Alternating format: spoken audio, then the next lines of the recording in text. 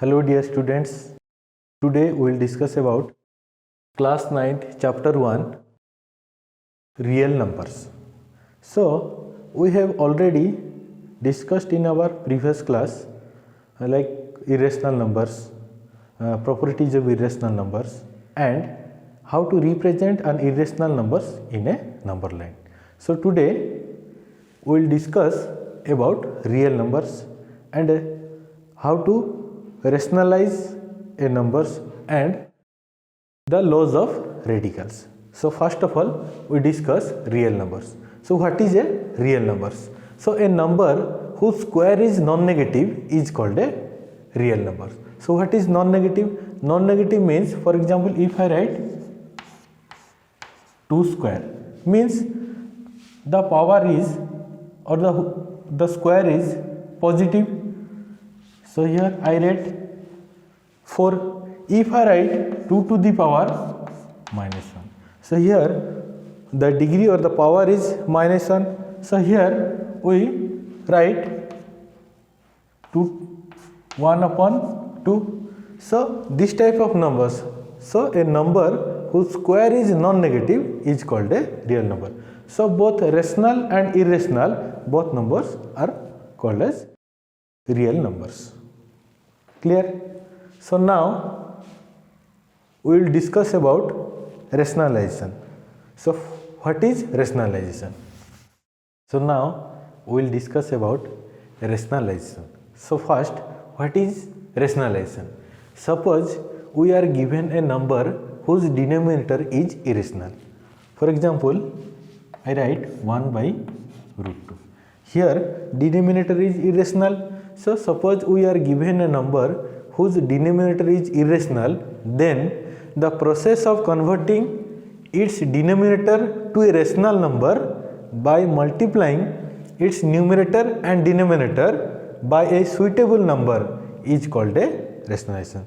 So what is the suitable number? If I multiply in denominator and numerator, we can get a rationalized number. So if I write 1 by root 2 into root 2 by root 2.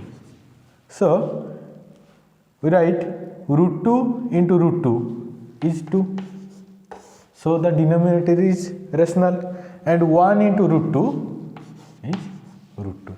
So here root 2 into root 2 is 2 and root 2 into 1 is root 2. So the denominator is a rational numbers. But in our question the denominator is irrational numbers. So the converting into irrational into rational numbers, we can multiply a suitable number like root 2 by root 2. So here we can get a rational number.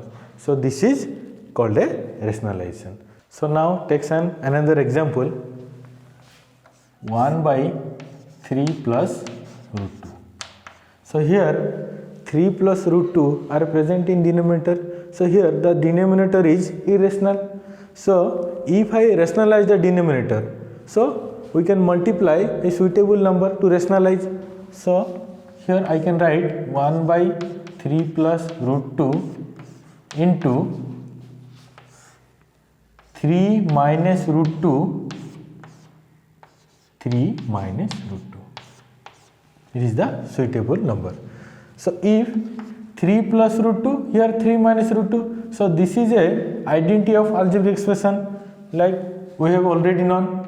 A plus b into a minus b is equals to a square minus b square. So here 3 plus root 2 and 3 minus root 2 are in the form a plus b into a minus b. So here a is 3 and b is root 2. Here a is 3, b is root 2. So here a plus b into a minus b is equals to a square minus b square. So I can write 1 into 3 minus root 2, here the numerator, and here a plus b into a minus b, a square minus b square. So here a is 3, so 3 square minus root 2 square. So here 1 into 3 minus root 2, we can write 3 minus root 2 upon 3 square is 9 minus root 2 square is 2. So here we can get 3 minus root 2 upon 7. So here the denominator is rationalized. So now we will discuss about laws of exponents. So what is exponents? Exponents means powers. So let a greater than 0, a means any constant. So let a greater than 0 be a real number and let m and n be rational. So here m and n be rational numbers. Then the first properties of exponents is a to the power m into a to the power n. So here a is the base and m is the power, or here a is base and n is the power. So here the base is same, so we can common the base a and add the powers m plus n. So our first property is a to the power m into a to the power n is equals to a to the power m plus n. Okay, clear? So our next property is a to the power m into n. So here m and n are powers of a, so we can simply multiply these powers. So a to the power mn. Clear? And our third property is a to the power m is divided a to the power n. So if I multiply, the base is same here, then the powers we can add. Or here the base is same, or if we divide, then the powers is negative. So here a to the power m minus n. And our fourth property is a to the power m and into b to the power m. Here base is different, here a is here b, but the powers is same. So a to the power m into b to the power m is equals to a into b, and the base is m same. So here m is common. So ab to the power m. And our fifth property is a to the power 0 means the constant to the power 0 is equals to 1. And our sixth property is a to the power minus n. So here we can write 1 by a to the power n. So now we can take some examples by using these properties. So if we write our first example, example 1, 3 to the power 1 by 2 into 3 to the power 1 by 3. So this is the first property of exponents. So here the base is 3 are same. So the first property is, what is the first property? A to the power m into a to the power n is equals to a to the power m plus n. So here the base is same. So a to the power m plus n means 3 to the power, this is m is 1 by 2 and n is 1 by 3. So we can write 1 by 2 plus 1 by 3.